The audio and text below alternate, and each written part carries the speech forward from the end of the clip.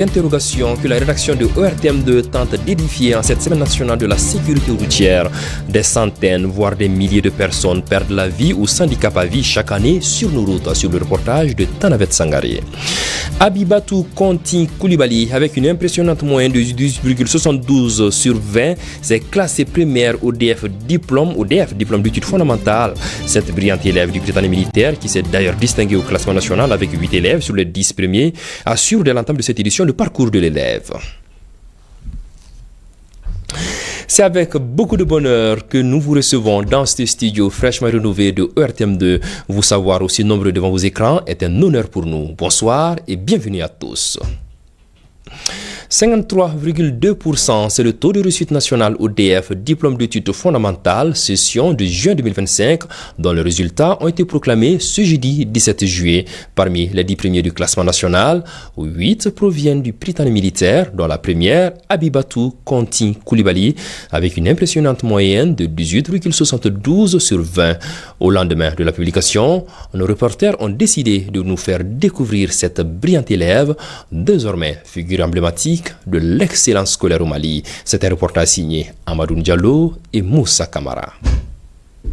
Elle s'appelle Habibatou Konti Koulibaly. Âgée de 15 ans, cette élève du Britannique militaire de Kati s'est distinguée brillamment en décrochant la première place nationale au diplôme d'études fondamentales DEF session de juin 2025 avec une moyenne exceptionnelle de 18,72 sur 20.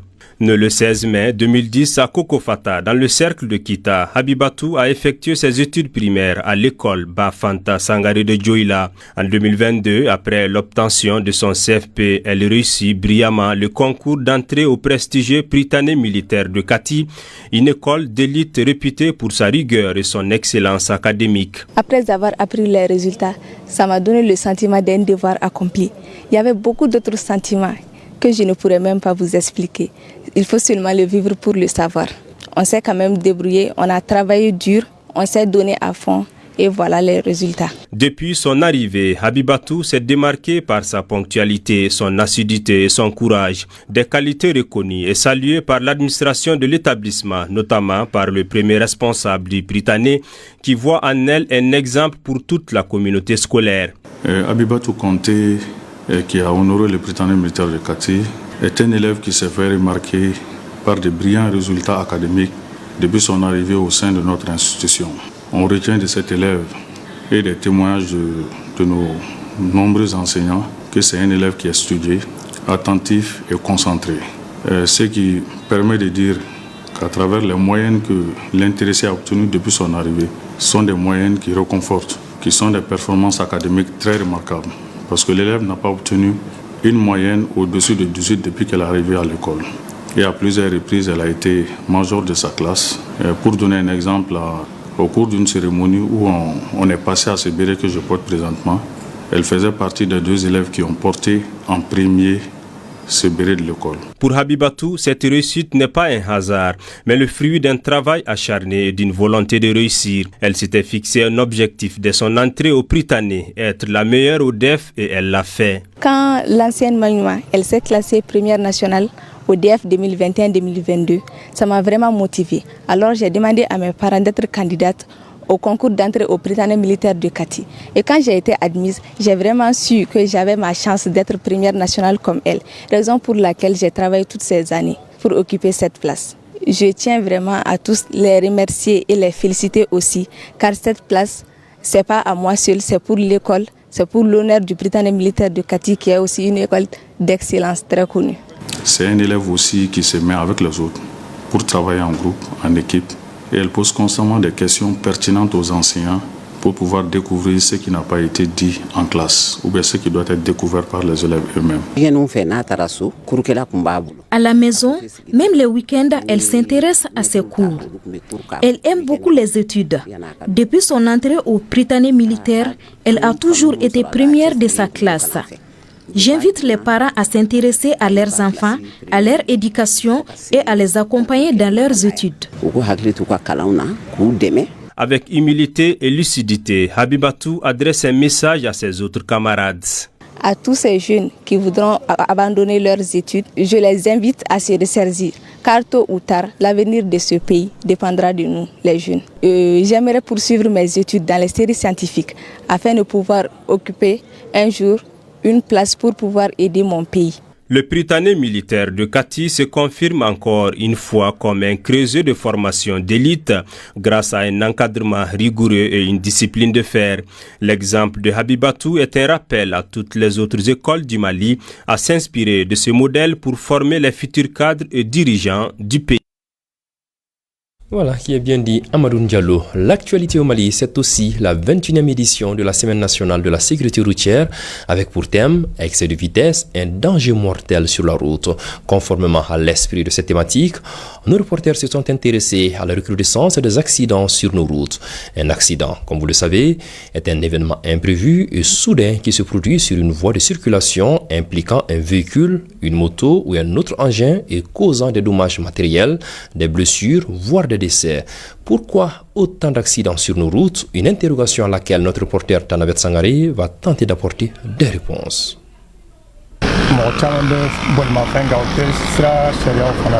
Les gens n'adoptent plus une conduite prudente et responsable. Un jour, en allant au travail, j'ai été témoin d'un accident de circulation entre un motocycliste et un conducteur de voiture. C'était dû à un excès de vitesse. C'est un manque d'inattention. Et puis les gens sont trop distraits. La plupart des usagers n'ont pas leur permis de conduire. Le manque de tolérance peut être également une cause d'accident. Une fois, moi j'ai eu l'accident, ça fait beaucoup longtemps. La moto n'était pas en bon état au niveau des freins. Des expériences parmi tant d'autres qu'on vit au quotidien. À Bamako, les accidents de la route sont un problème majeur et plusieurs facteurs peuvent les expliquer. On peut citer les facteurs humains, les conditions matérielles et les facteurs environnementaux. Les facteurs humains. Les évaluations chez nous, ces facteurs peuvent aller jusqu'à 90. Les excès de vitesse, c'est nous. Le thème, n'est-ce pas, de la Semaine nationale de la sécurité routière de cette année est porté sur la vitesse. L'excès de vitesse est un danger mortel sur la route. Vous savez, la vitesse est un facteur qui déclenche l'accident et qui l'aggrave en même temps. Donc c'est ce qui est à l'origine de beaucoup d'accidents graves chez nous. Estimons voir ceux parmi, n'est-ce pas, les conducteurs qui disposent, qui ont les permis de conduire. Ils ne sont pas nombreux. Sur la route, on voit les signaux, les panneaux, nous avons les feux, nous avons les marquages au sol. Tout ça là parle aux conducteurs pour que la circulation puisse passer aisément. Maintenant, celui qui ne sait pas ce que le panneau dit, ce que le marquage au sol dit, ce que le feu dit, forcément, il y aura des accidents. Après les facteurs humains, viennent maintenant les facteurs qui sont liés aux engins. La loi nous oblige toujours d'aller chercher et d'aller au niveau de la visite du contrôle technique pour au moins voir l'état de nos véhicules, et au cas où le véhicule a une défaillance, n'est-ce pas, c'est au contrôle que c'est détecté. Nous, on a fait des enquêtes par rapport aux accidents qui se passent sur la RN6. Précisément, les cas de l'axe Bamako-Ségou. Vous savez, la route est relativement bonne, mais malheureusement, c'est là où, n'est-ce pas, les 80% des accidents, n'est-ce pas, que nous apprenons quotidiennement, les accidents les plus graves se passent. Les facteurs humains et les facteurs déterminants, n'est-ce pas, en matière d'accidents chez nous au Mali. La situation reste préoccupante. Les accidents qui se passent en 2024, s'il y a nationalement 7000 accidents, 7600 accidents, Bamako seul, il y a 4100 et quelques accidents. Et en 2023, les 7600 accidents qui se sont passés en 2023, Bamako seul à 4400. Et le nombre de tués en 2024, sur 682 accidents, Bamako seul a 280. Et ça, c'est dû à la motorisation de la ville. La situation n'est pas désespérée à condition de respecter le code de la route et d'être tolérant dans la circulation. C'est à nous de faire un changement de comportement. Un changement de comportement, le respect de ces règles-là. Celui qui ne connaît pas, aller à la recherche de ces règles avant d'aller sur la route. Souvent, on constate également que d'autres, effectivement, ils ont fait les auto-écoles, ils en ont les nécessaires. Ils savent les règles de la circulation routière, mais une fois sur la route, pour en respecter, souvent c'est un problème. D'autres s'en fichent, ils ne respectent pas. D'autres également, avec l'effet de l'alcool, ils conduisent. D'autres également, avec l'effet de la drogue, ils conduisent. D'autres également, en conduisant, ils vont manipuler le téléphone. Si nous voulons réellement inverser la tendance, les années à venir, il va falloir que nous réussissions l'éducation à la route des usagers. Et cela, ça commence depuis la famille. Une leçon à retenir. Un usager de la route qui ne connaît pas ou ne respecte pas le code de la route est un danger pour tous. La sous-préfecture de Baguineda organise une journée de vulgarisation sur la charte de la transition. Il s'agit, à travers cette rencontre, de partager et échanger avec les forces vives locales des grandes décisions prises par les autorités du pays portant sur la révision de la charte de la transition promulguée le 8 juillet dernier. De retour de Baguineda, suivons les détails de cette rencontre avec nos envoyés spéciaux Moussa Diabaté et Moussa Kamara. La charte de la transition est un document essentiel pour notre pays. Elle définit les grandes orientations de la période de la transition. Une journée de vulgarisation a eu lieu à Baguineda pour expliquer le contour du dit document. Le conférencier du jour, Alou Badra Sangaré, a parlé de l'esprit de la charte, les missions de la transition consacrées par la charte. Les points 9, 10 et 11. Point 9 parle de la révision de la charte. Point 10, c'est la prolongation de la durée de la transition de 2 à 5 ans jusqu'à la pacification. Et le point 11 parle de susciter la candidature du général d'armée Assimi Goïta. Les populations de Baguineda et environ ont répondu à l'appel de la sous-préfecture. On a beaucoup appris à travers la charte qu'on ne connaissait pas, parce que ainsi l'information est très vitale. On dit que mieux vaut d'être sous-alimenté que sous-informé. La jeunesse est mobilisée parce que nous voyons comme un moteur, comme un acteur principal de la charte. Vraiment, on est content sur la nouvelle charte. Nous avons bien compris et nous apprécions beaucoup cette charte. Et Inch'Allah, on fera de nos mieux pour faire passer le message aux autres femmes de Baguineda. On ne souhaite que la stabilité dans ce pays. Le premier responsable de l'arrondissement de Baguineda se réjouit de la mobilisation de sa population pour connaître les objectifs, les principes et les dispositions de cette charte révisée.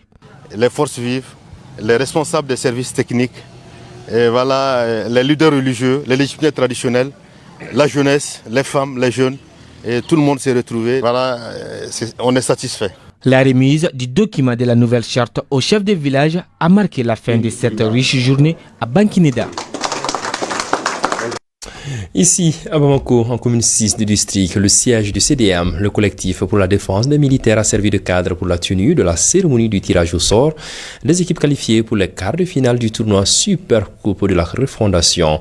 Les membres du bureau CDM et les représentants des équipes qualifiées étaient nombreux à cette cérémonie, suivie pour RTM2 par Oumar Inzat Traoré.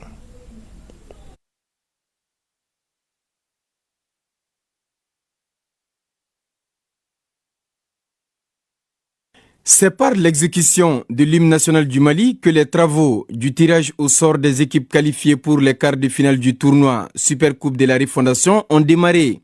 Une activité dont le but est de déterminer en toute transparence le sort des équipes devant jouer ces stades de la compétition. Il y a eu des témoins, il y avait beaucoup de personnes. Il y avait les membres de CDM, les militants de CDM, les partenaires, les sympathisants, nos partenaires associatifs, c'était tous là. Ils peuvent témoigner comment ça s'est passé. Même les médias étaient là. On a fait devant tout le monde, on a vraiment vérifié pour la clarité, pour la bonne marche de ce tirage. Il faudra dire aux élus qualifiés, faites tout pour promouvoir ce fair play là que nous avons tout le temps sollicité. On est tous des Maliens. Par ce tournoi de football, le collectif pour la défense des militaires CDM entend saluer les actions de la refondation engagées par les autorités de la transition.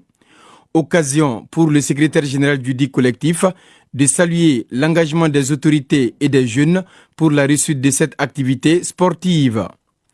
Je leur souhaite bonne chance, surtout beaucoup de motivation, c'est-à-dire de prendre d'assaut le stade Wenzen Koulibaly qui a 3086 places.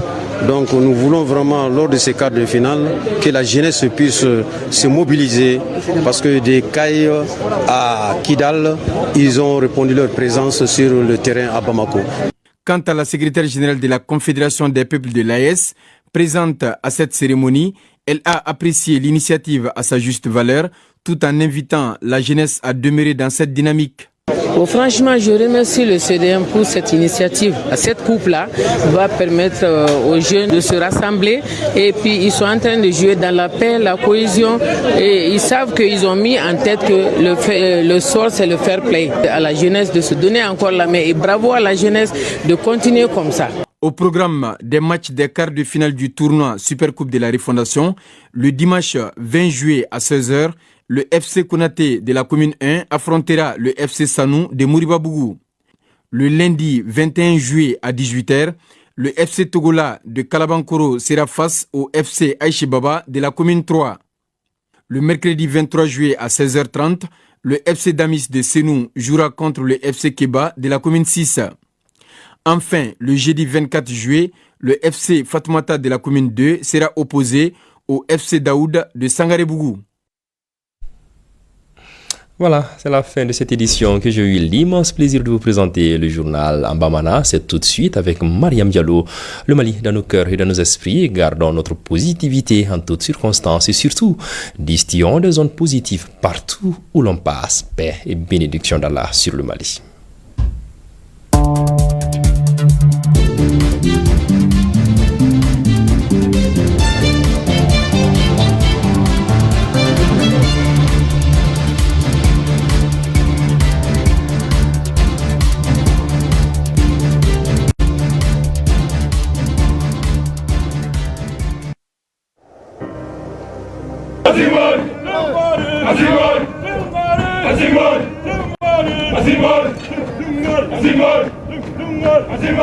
Nous laissons derrière nous tout ce que